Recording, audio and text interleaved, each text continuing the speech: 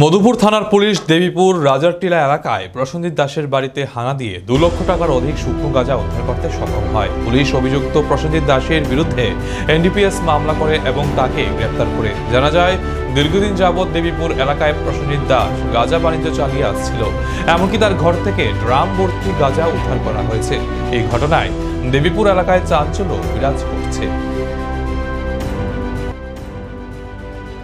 আজকে সকালে একটি গোপন সংবাদের ভিত্তিতে মধুপুর থানাধীন দেবীপুর এলাকাতে একটি বাড়ির মধ্যে আমরা অভিযান চালাই এবং সেখান থেকে সার্চ করার পর বাড়ি থেকে 40 কেজি 650 গ্রাম ড্রাই ক্যানাবিস আমরা উদ্ধার করতে পারি এবং যে রেখেছিল ওখানে তাকে আমরা ঘটনাস্থলে থেকে অ্যারেস্ট করি এবং এই বিষয়ে একটি specific NDPS case already register করা হয়েছে, যার বাজার আনুমানিক রিকভারি যেই ক্যানাবিসগুলো হয়েছে আনুমানিক মূল্য প্রায় 2 লক্ষাধিক টাকা আছে।